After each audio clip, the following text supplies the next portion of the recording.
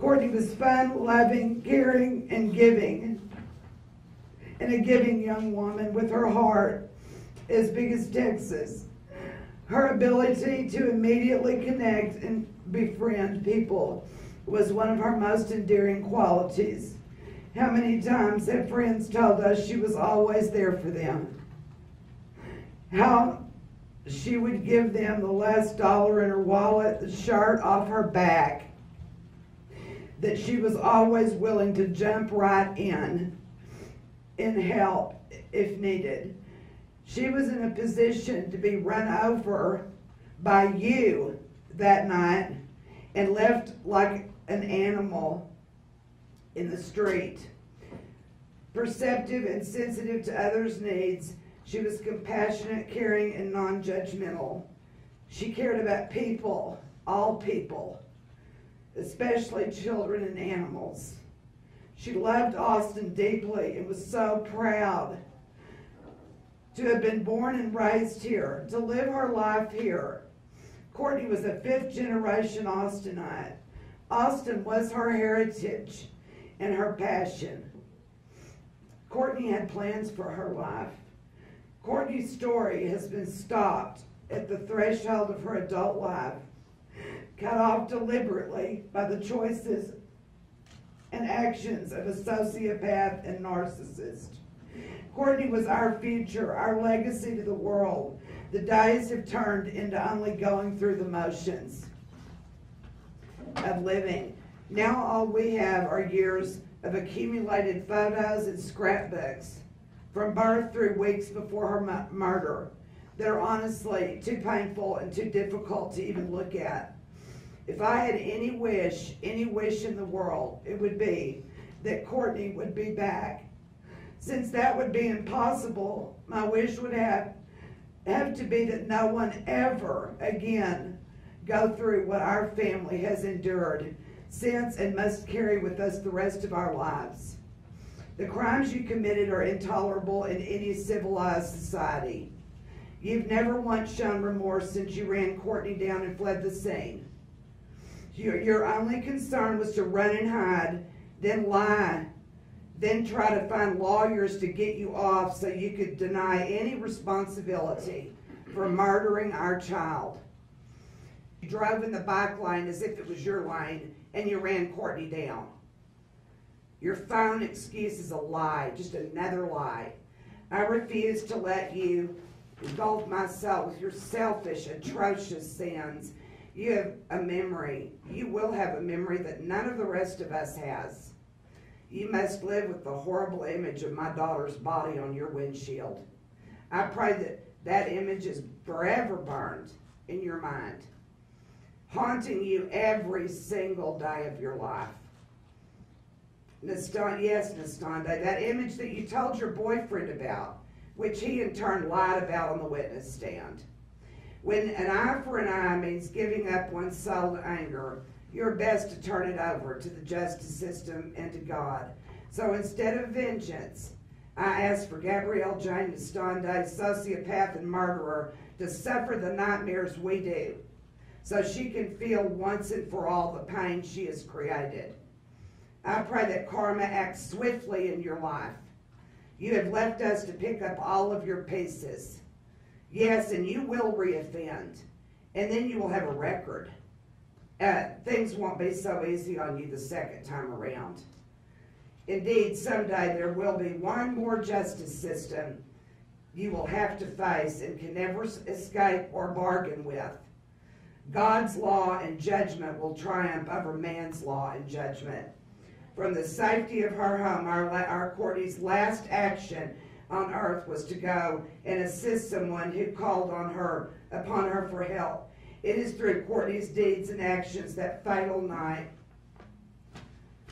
her final judgment was determined. You robbed her of her life, and you robbed us of Courtney, but you can't take away her legacy.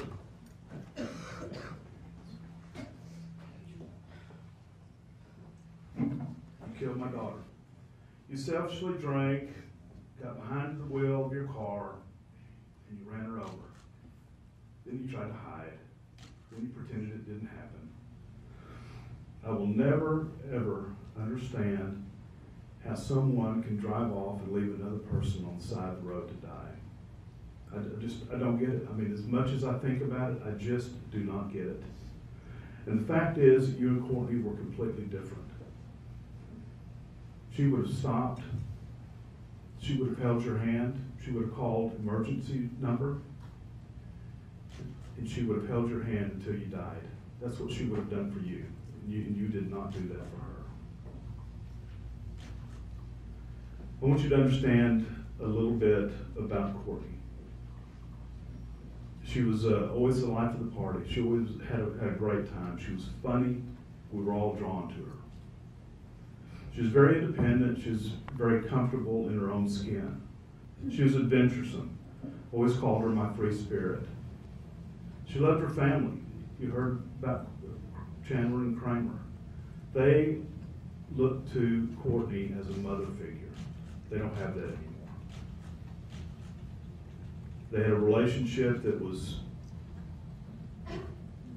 beyond words. She could tell them what to do, how to do it, when to do it, and they respected her for all that. For the last 10 years, she also had a new brother and a couple of sisters from our blended family. She had my wife, Kelly, that Courtney recognized as her mother. We don't have her anymore. Courtney and I would go to lunch every week or two. We'd meet up, talk, laugh, cut up, have a good time. Can't do that anymore. I miss the lunches that Courtney and I had together. You also robbed Courtney of something that was very important to her. The gift of life. Not only for her, but for others. She felt so strongly about being a donor. It was important to her. She was very proud of the fact that she was going to be a donor. She wanted to give her eyes, her organs, her tissue to other people that were in need.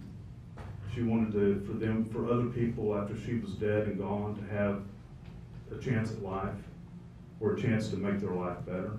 You stole that from her. Her very last wish in this world, gone.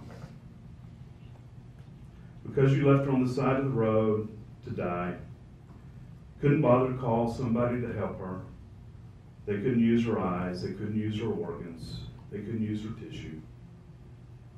And so literally hundreds of people did not get the final gift from Courtney. You're a horrible person for that. When you screw up your probation, because you're going to screw it up, I mean, you just are, there's going to be somebody there to document it, and you're going to pay off. I believe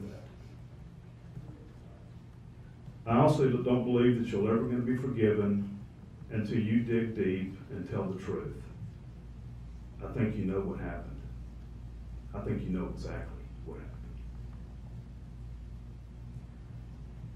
One of your lawyers talked about the image that you were never going to be able to get rid of. Here's what I hope. I hope that every single night when you go to bed, you lay your head down on your pillow. Things are dark, it's quiet. And just as you're about to drift off to sleep, I hope you see that image of Courtney every single night. But saying all that, I do want to make you an offer. Like I said, I don't think you're going to tell the truth at some point in time. If you think you can, I don't think you can because I think you're a coward. But when you're ready to tell the truth about what really happened, I want you to come see me. I'll make that offer to you. You can bring your father, you can bring your mother, you can bring your sister if you want to. I don't care. Bring anybody you want. And I'll meet you anywhere you want, as long as you're going to tell me the truth. Period. I personally don't think you're going to be able to do that. And I think you're going to be haunted by your actions for the rest of your life.